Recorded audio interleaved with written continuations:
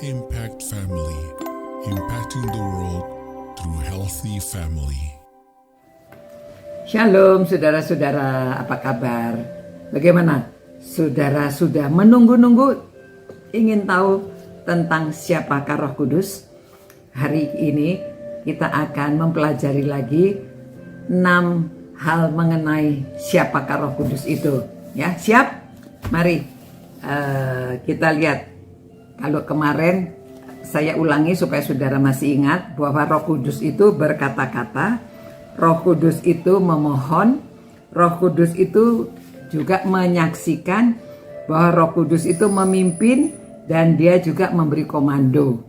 Yang keenam, ia membimbing. Ya, ini dari Yohanes 16 ayat 13 yang mengatakan, tetapi apabila ia datang, yaitu Roh kebenaran, ia akan memimpin kamu ke dalam seluruh kebenaran. Sebab ia tidak akan berkata-kata dari dirinya sendiri, tetapi segala sesuatu yang didengarnya, itulah yang akan dikatakannya, dan ia akan memberitakan kepadamu hal-hal yang akan datang. Ya, dia memberitakan kepadamu hal-hal yang akan datang. Nah, itu sebabnya dikatakan ia membimbing. Nah, sekarang yang ketujuh, ia menetapkan. Roh Kudus itu menetapkan.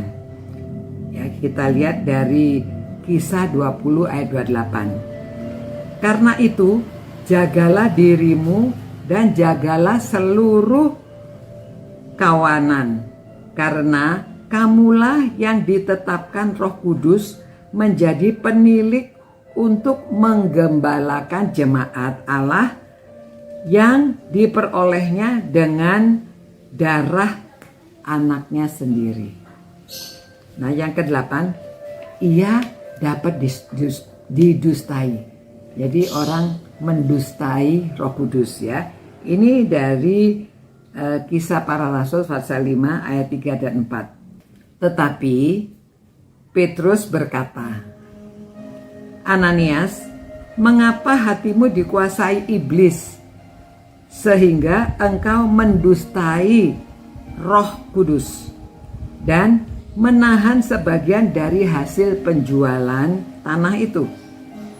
Selama tanah itu tidak dijual, bukankah itu tetap kepunyaanmu? Dan setelah dijual, bukankah hasilnya itu tetap dalam kuasamu? Mengapa engkau merencanakan perbuatan itu dalam hatimu? Engkau bukan mendustai manusia, tetapi mendustai Allah. Ya, Roh Kudus mendustai Roh Kudus, mendustai Allah. Jadi Roh Kudus itu bisa didustai, tapi ketahuan, ya. Dan yang ke-9, Roh Kudus itu dapat dihina. Nah, ini maksudnya dari Ibrani 10:29, katakan demikian. Betapa lebih beratnya hukuman yang harus dijatuhkan atas dia yang menginjak-injak anak Allah, yang menganggap najis darah perjanjian yang mengkuduskannya, dan yang menghina roh kasih karunia. Roh Kudus bisa dihina. Dan yang ke-10, ia dapat dihujat. Ya, Roh Kudus dapat dihujat. Sebab itu aku berkata kepadamu, segala dosa dan hujat manusia akan diampuni, tetapi hujat terhadap Roh Kudus tidak akan diampuni. Apabila seorang mengucapkan menentang anak manusia, ia akan diampuni. Tetapi jika ia menentang Roh Kudus, ia tidak akan diampuni. Di dunia ini tidak, dan di dunia yang akan datang pun tidak. Yang ke-11, ia dapat didukakan. Ya, jadi Roh Kudus itu dapat didukakan.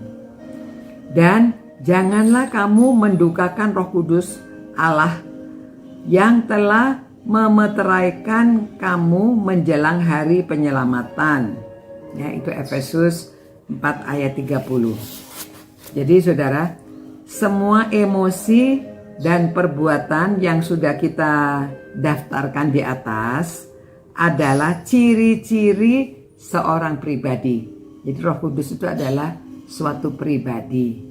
Ya. Roh Kudus bukanlah suatu daya kekuatan yang tidak berkepribadian, seperti daya tarik bumi atau magnet. Ya. Ia adalah suatu oknum yang berpribadi dengan segala sifat kepribadian. Bukan saja ia adalah oknum yang berpribadi, ia juga bersifat ilahi. Ya, ini Roh Kudus bersifat ilahi.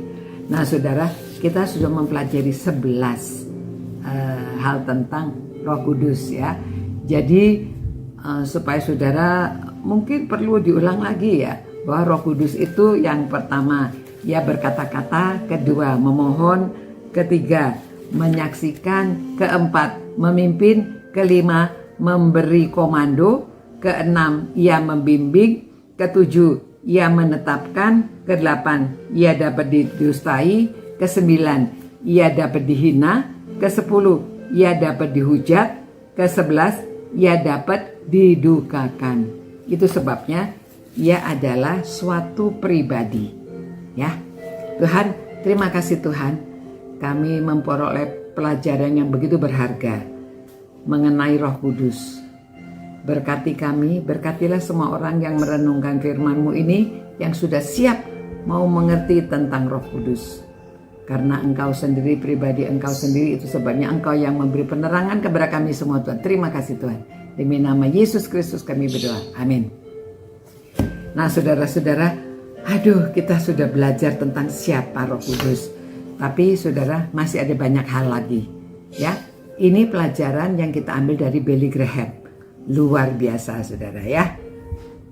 Sampai berjumpa pula, kita tetap semangat belajar. Jadi ini untuk orang tua, untuk anak, untuk semuanya, supaya kita bisa lebih mengerti siapakah Roh Kudus. Sampai berjumpa pula. Ciao.